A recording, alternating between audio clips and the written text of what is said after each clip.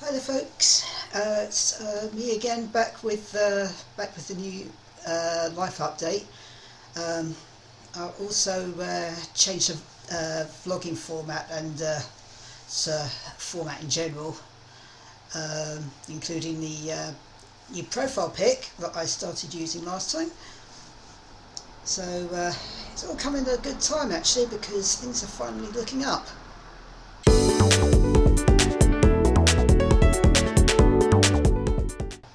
So it is 7:56 and it's on the 20th of August. My birthday was on the 9th. The actual birthday was pretty low key. Excuse any background noise. I've got the windows open because I need to cool out the building, my flat anyway. As you can see, I've caught the sun a bit, so we've just ended, thankfully, another heat wave. It was actually nice and cool out earlier. Better than that, it started raining, but despite that it's still quite muggy, so I've had to change back into my nightwear stroke loungewear. But anyway,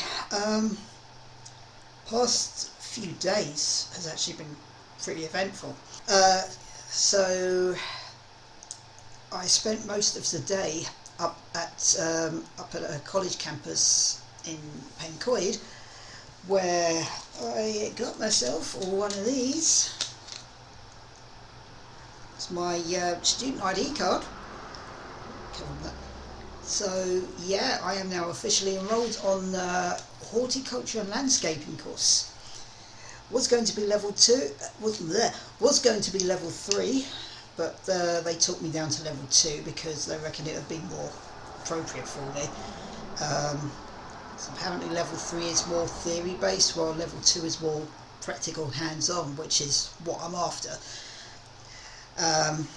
It's all come at a good time really, because yesterday I viewed a couple of allotment plots. Typically it was the one furthest from me. Like, I had a feeling it was going to happen. I've been on the waiting list for 3 allotments, so the one nearest me typically has like a 2 to 3 year long waiting list. The second furthest, the second nearest, is I was told there was some free plots, but when I went up there they'd gone.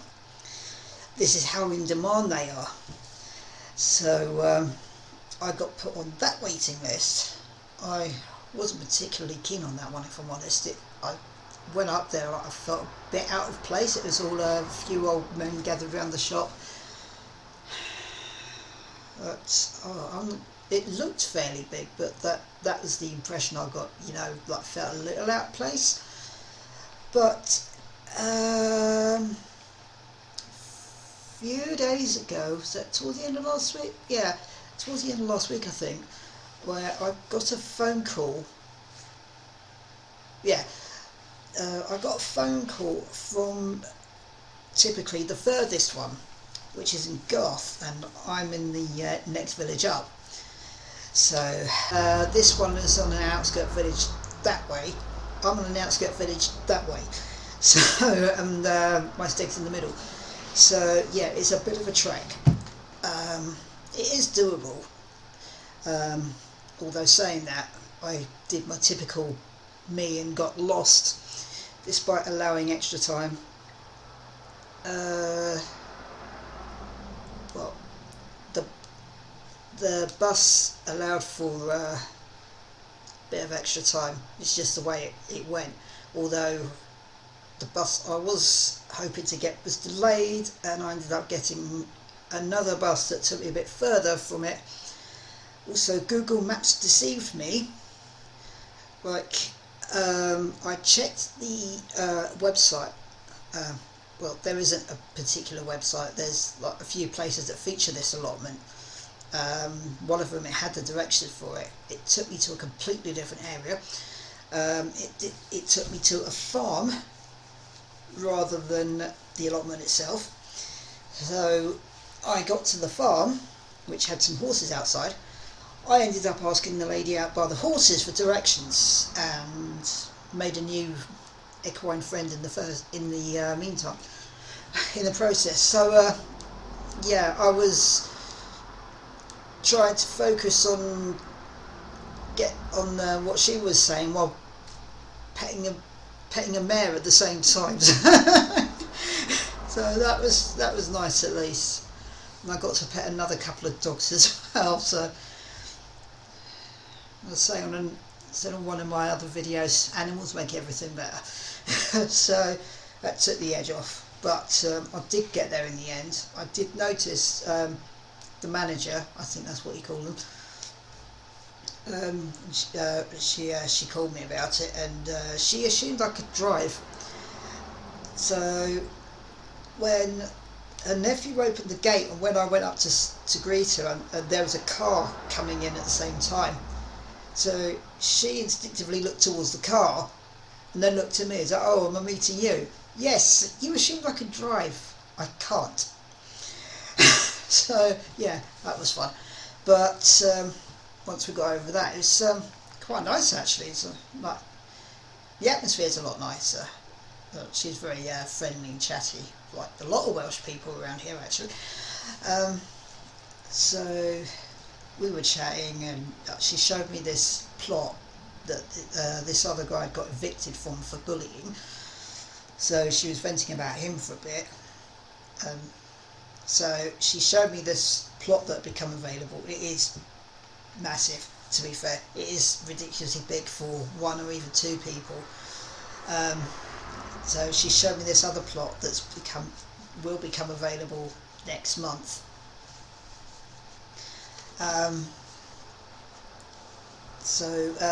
This one is much more manageable. It's still quite a good size, but I'd say it's about the size of this room actually. Yeah, it is roughly the size of this room, maybe a bit wider, but yeah, it's more manageable. It's already got some raised beds in the fruit tree. It also has a shed. Hopefully that's going to stay put, but yeah, it's a good shed.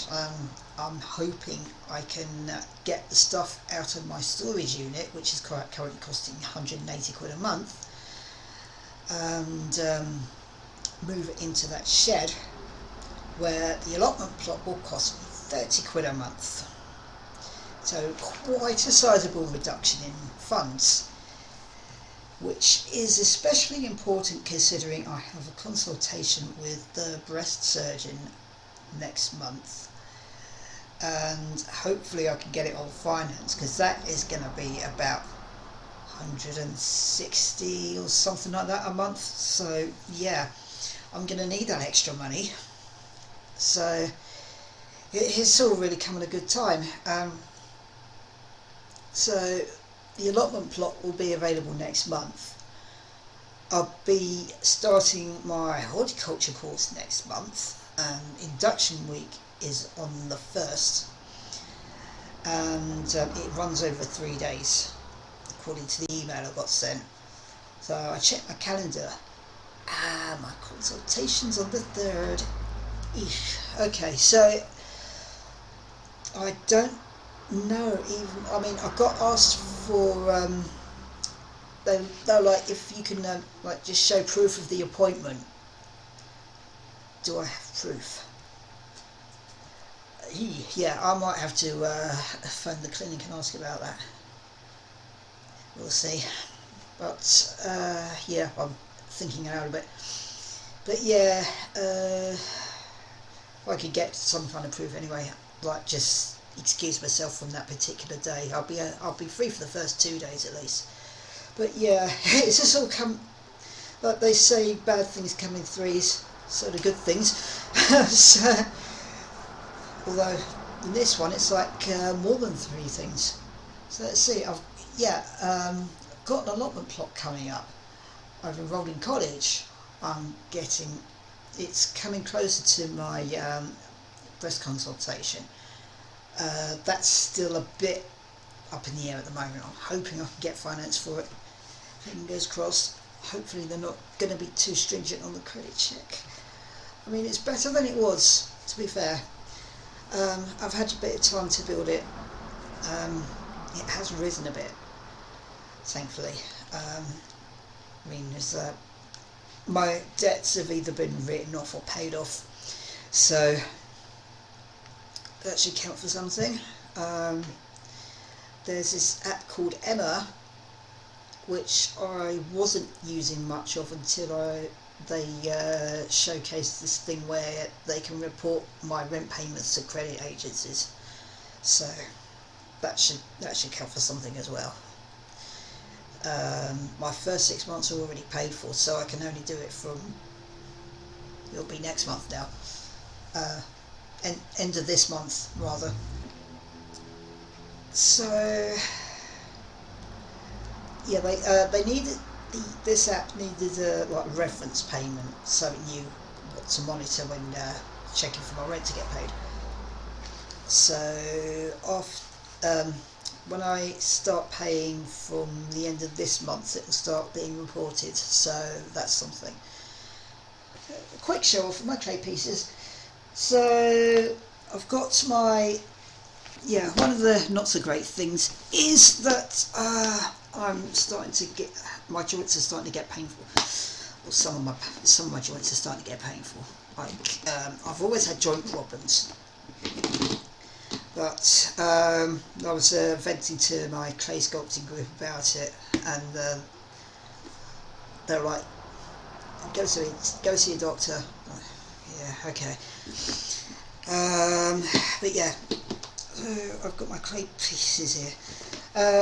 I'm actually glad I managed to show you pictures, especially of my first one, the tile that I did, the Hollow Knight thing, because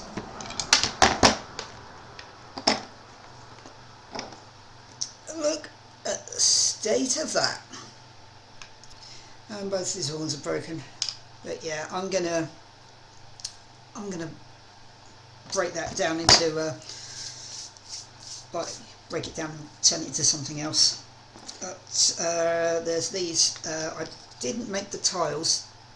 I didn't make the imprints or something. We were doing a painting exercise, so that's using primers that are called gesso. So that's white gesso, and that is black gesso.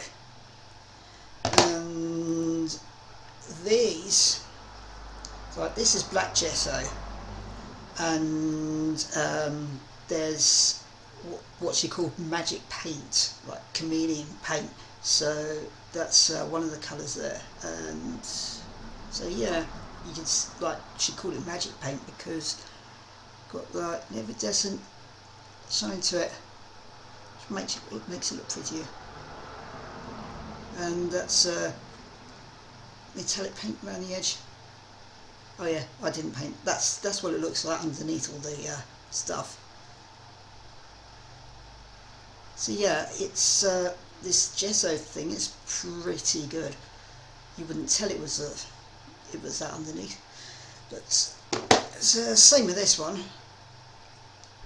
That's what it looks like underneath, and that is the white gesso with purpley magic paint on it. So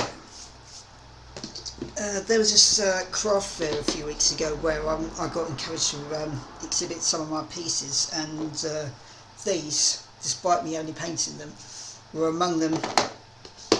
The tutor was like, go showcase those as well. Right. The other ones that I am a bit more proud of. So she said to show your bowl. I was like, really? Bearing in mind it was unpainted at the time, so this is my bowl. I'm not entirely happy with it because it's supposed to be a coil bowl, and you can see the coil here. I painted it using iridescent paints that I got hold of. I'll show why I bought these particular paints in a minute.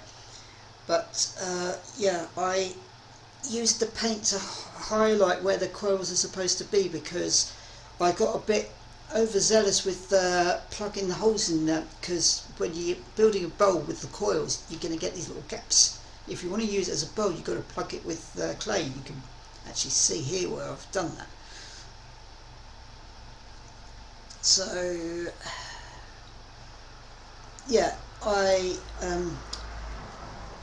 got praised by the people exhibiting this stuff. Like, well, one in particular was like, it's still a better job than I did. So, okay, I'll take it. I got inspired to paint it after all that, so yeah, why not? It does look better, to be fair, especially with highlighting the where the coils are supposed to be. But anyway, this is why I was playing with the iridescent paints. So this is my fairy, all finished and glossed up, and it became my first iridescent paint playground, actually. So I mean, I know the wings are supposed to be like semi-transparent or something. I'm not sure how you do that with clay. Not yet, at least. I suppose I'll find that out. There are YouTube videos on it, actually. I checked them a bit too late because there were smoothing techniques included I really could have done with, as you can see. So, like there, for instance, you can see the seams where if I'd come across that tips and tricks thing earlier, I would have been able to smooth all that out. It wouldn't look so, yeah. I mean, as a beginner, it's alright now. So yeah, I tried and failed to give her a face, as you can see. But yeah, I remember showing the unpainted version of this. So yeah, this is a complete version. I got clothes looking like actual clothes by literally making the clay as a piece of cloth to fold over it and let it lay how the fabric would lay. So that's how I did that. And the playground part of it was more like seeing the effects of painting on this clay, straight on the clay. But if you can see, yeah, and you've seen it before, like the clay itself is white, so this is all painting straight on the clay. That was when I added gesso to it, because I messed up a bit with the paint with the wings. But anyway, oh yes, there's these as well, which I didn't mention before. So it was like one of our things was making boxes, like trinket boxes, and as you can probably tell, it's warped a little bit.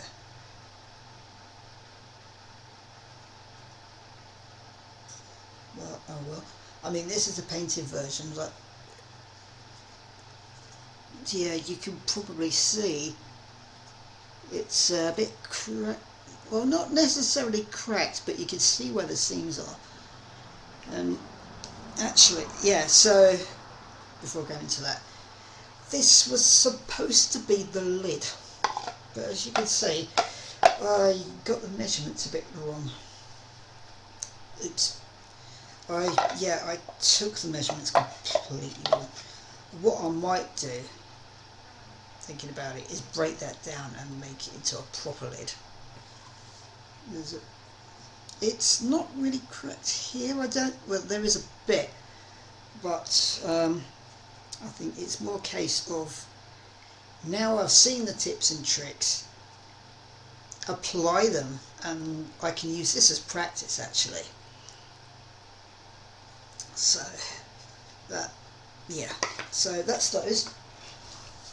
The one I'm really proud of, I might have showed you the beginnings of it before. We had to do a final piece for our last couple of weeks. I don't know if you remember, I mentioned my final piece yeah, I did mention in the last video I had this little info card and everything about what I was going to do for my final piece, and I linked back to the frog that my niece mentioned. Ta-da! This is my frog. So, I mean, my brother mistook it for papier-mâché for some reason. I mean, it probably looks like it because, again, I didn't know about the smoothing technique, so you can see where it's all patched in. But overall, especially with the paintwork, I'm pretty damn proud of this. It's turned out quite nicely. Apparently it was centre stage on the craft fair as well. No, not complaining in the slightest. I'm considering doing a crafty corner. Like that's how I'm doing these videos now. It's just so I've got my vlogging corner. Sod the titles. Like, I think I'm beyond finding my feet now. Like I was talking about the whole death and rebirth thing. Like, the past few years has been the death, and it felt like it, honestly. This, I think, is definitely a rebirth here. So, because like things are just finally starting to improve in a lot of ways. I'll get onto some of that in a minute. So it's not really finding my feet anymore. I don't think I'm still finding my feet, but I'm making good progress on that now. So I'm just having vlogging corner, gaming corner, crafty corner. No, crafty, Firebird, crafty. That's where it came from. So I was thinking of doing the little crafty corner where I'd say making more of my sculpture things, for instance. Delia D, take your heart out. Yeah, I'm not going to be on her Beetlejuice snake level yet, but yeah. So there's those. Any more crafty projects like this, for instance, because I'm still doing this. This is second panel of my. I've got my first panel here. Oops. So this is my first panel. It's going to be a jumper, bell sleeve jumper, because I like bell sleeve. But yeah, there we go. So that's the first one. That's going to be the either back or front, whichever. Yeah. So that's those. I think this is the front of my fisherman jumper, which I suspect is going to be a bit on the small side now, because I mentioned in my last video I've put on weight, which I'm blaming on the vendor vaccine. Actually, it's one of the side effects. So I can't think of any other way I could have done it, because I haven't been eating properly. Like, there are times when I barely eat anything. So, but yes, this might be a bit on the small side by the time I've finished, although I don't know, it might fit. But yeah, it's been fun to work on, to be honest. So yeah, that's my front. Back's done, and I'm working my sleeves now, which, oops, that's my sleeve. Oop. That's the back of the sleeve, that's the front of the sleeve. There we go. Yeah, so that's those. So I've been getting quite busy with those. Now I have my shiny new glasses. There's a story behind that as well. Story time, or more story time. I got sick of those broken frames, as I was complaining last video. So there was this good deal on one of my favourite glasses websites, like Glasses Direct, I think it was. So I got these lovely things, which are premium lenses, which are premium frames, which I don't usually go for. But there was an offer on where like the lens. Yeah, I mentioned this last video that the lenses were practically half price. These are pretty good lenses, but I noticed fairly quickly when I put them on that I wasn't able to see the second screen as well. I was like, it's a bit blurry. I was like, that's not right. So yeah, I finally updated my details of Specsavers, and it's, oh, you want to book an eye test? So it's, why is it due? Yeah. Okay, might as well then. Guess what? My prescription changed. That's why my glasses weren't doing their job properly. So yeah, typically after I spent like 160 quid on these nice new glasses, I needed to replace them again because my prescription changed. Oh well. So yeah, these thankfully were free because I have a glasses voucher because benefits.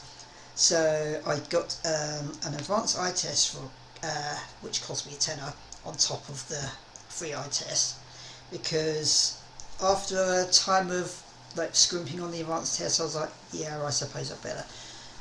This advanced eye test is basically getting a good picture of the inside of your eye, make sure they're healthy, like you're not going to be developing glaucoma or something like that. For the record, eyes are very healthy. The eyesight, not so much. I can still see without my glasses, but I'm having more trouble reading. So, interestingly enough, my prescription changed from, what was it, nearsighted to farsighted?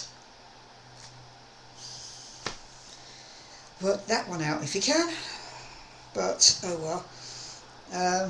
I can at least read properly now, and I can see the second screen properly now. The varifocal lenses aren't so fancy. It's a standard, like, I think the distance is full width, but when you get to intermediate, it goes to about there, and then branches out a bit for reading, I think. I can't remember, but it's not the super duper varifocals that I had with those, which is a shame, but never mind. These aren't reaction lenses because that was an extra 70 quid on top of these that I didn't have at the time. So instead I got these sunglasses. So only trouble with that is if or when I do go back to LARP, I'm going to need another pair of glasses, which will probably will be Glasses Direct again, or Direct Sight is one of the two. But it would have to be another pair of glasses with the transitions, which are more expensive, but you can't really use the over glasses sunglasses if you're trying to stay in character. So yeah, it's a bit of a nuisance, but LARP can wait anyway. I'm still trying to get back on my own feet. Things are looking up, but I'm not that far ahead yet. I want to get back into a good place generally before thinking about more out there hobbies like that. Simple things like crafting or whatever.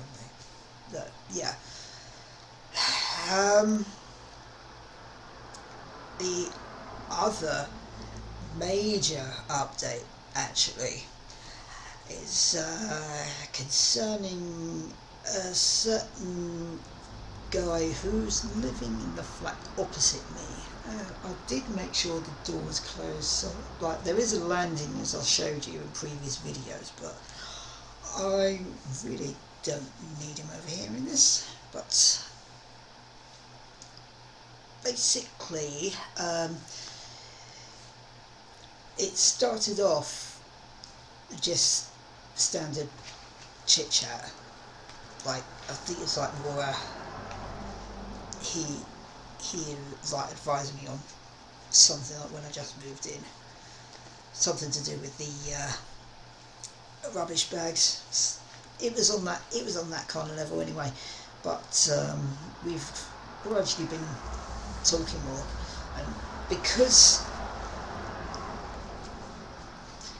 he lives in the flat opposite, because he goes out quite a bit, we bump into each other fairly often.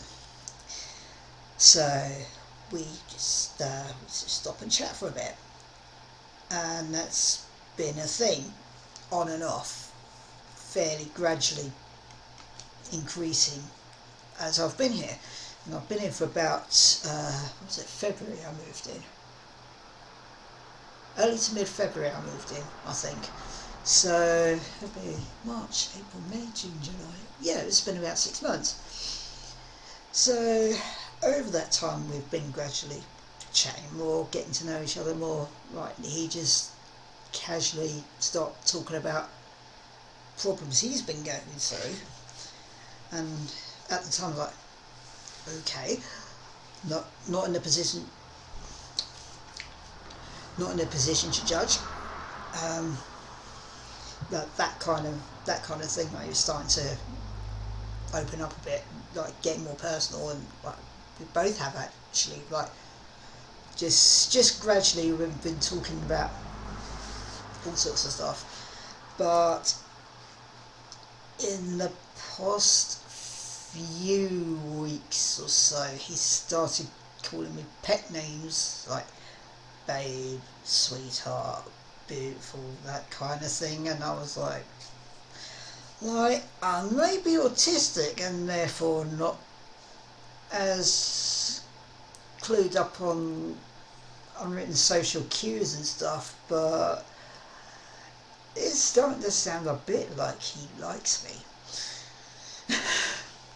Like, I mean, I've had experience, well, mostly bad experience before with, like, I'll be reading too much into things, and it turns out that's not the case at all. So I didn't want to start jumping to conclusions, and like, I know, like, a lot of people, like, especially like guys will give women nicknames, like that kind of thing. Like, in Leeds it was Love, in Lincolnshire it's Duck. So it could be easy enough to just pass off as that, but it was becoming a thing, and on one occasion, like he started making gestures like see you later, that kind of thing, and on one occasion, like, I misread it. I think I misread it a bit, where I thought he was offering to shake hands or something. So, okay, shake hands. He clung on a little too long, if you know what I mean, like, even like caressing her hand a bit. And by the time I got back inside, like, he started thinking of like knocking on the door when he needs things or wants to chat or something like that. So like, I got back in and was like, he does, doesn't he? I mean, you can explain away things to a point, but that, like, come on. And that's been becoming more of a thing, like, he, like, nudging my arm, or like, time we were both in a charity shop. Like, I was browsing these craft books on display, and then I felt this, like, and then I was like, what? Oh, hi. So yeah, it's like things like that. And then on like one occasion I was able to do it back to him. Like, there's been a few occasions where I've just like started doing it back to him, because I happen to like him back. I happen to like him as well. So so yeah, it's been, so yeah, that is starting to get pretty interesting. Like, it's become a thing now. Like, we see each other out, we just hang around and chat for a bit, and then, like, this morning, chatting around for a bit, and then he leans in like, "See you later," like his arms are like that. So it's becoming that kind of thing. It's really nice actually. I mean, I've not had someone interested in me just in the course of like meeting someone and like that kind of thing. I've not had that for absolutely ages. I think we're talking like 2 decades or something. But yeah, I not had that for ages, and one thing I haven't had at all is the whole taking it slow.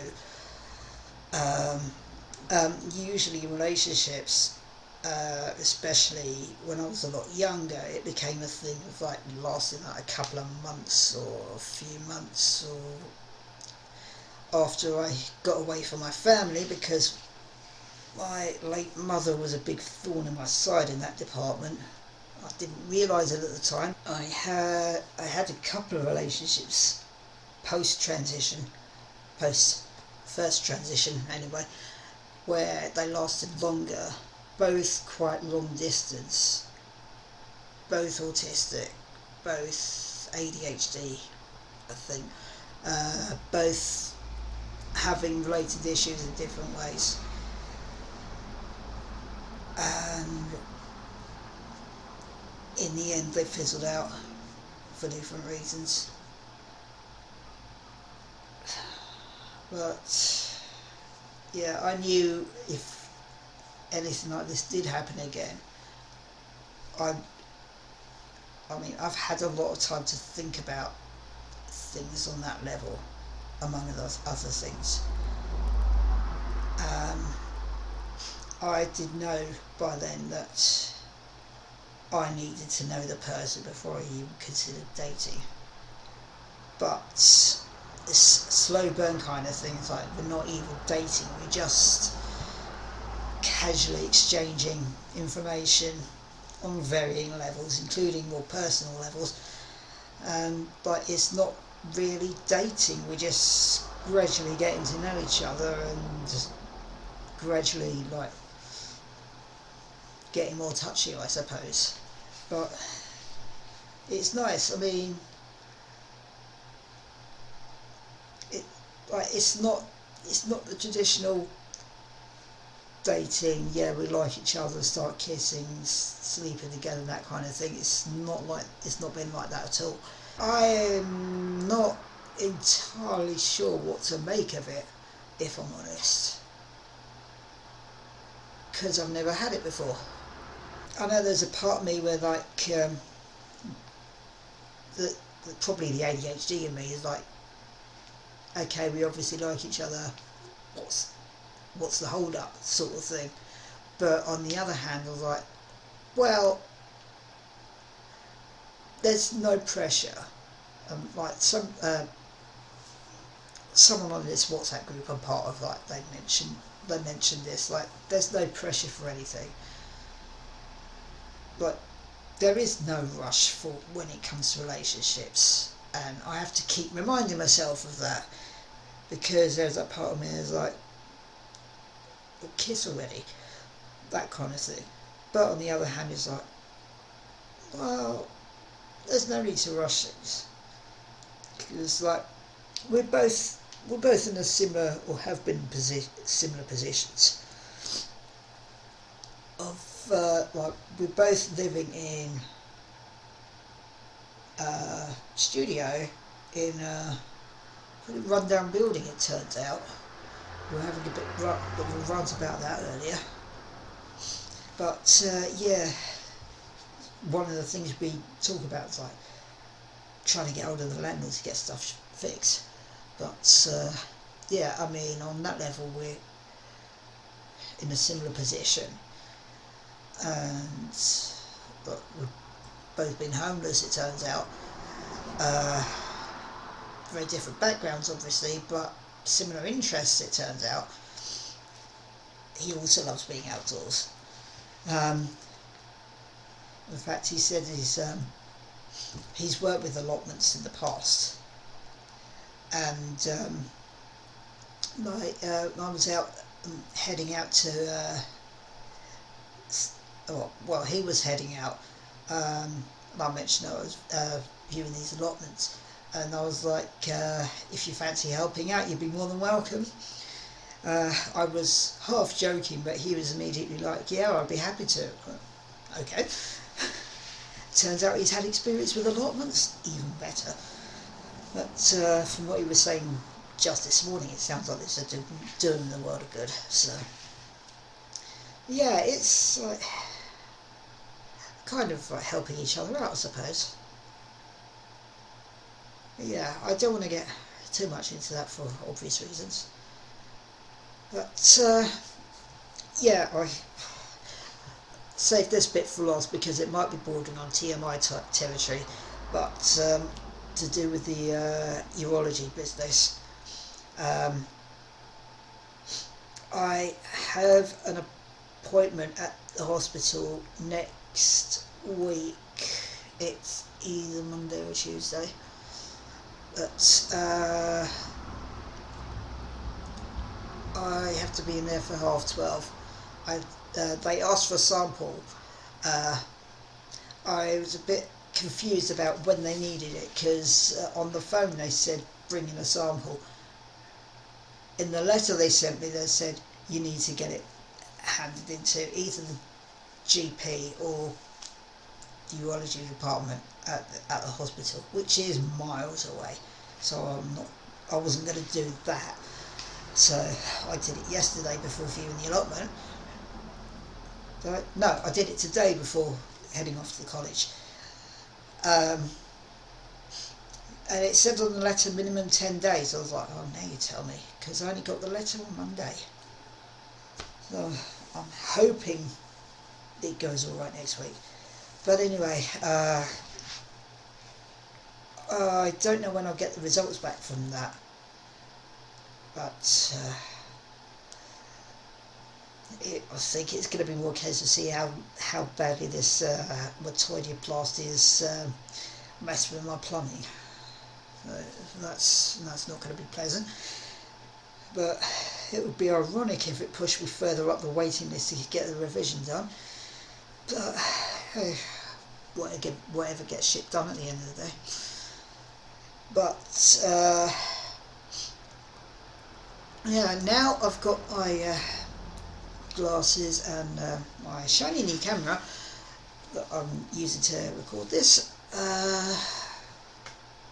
I may, yeah, I think I've got the rest of this week free, so I've got a couple of boxes of a different same tone and hair dyes to have a play with, so that'll be fun to play with. So I might do that tomorrow. But anyway, I think that's everything for now. I've rambled on quite a bit. But yeah, things finally going well for me, so about bloody time. Anyway, yeah, I will catch you later. Thanks for watching. Bye.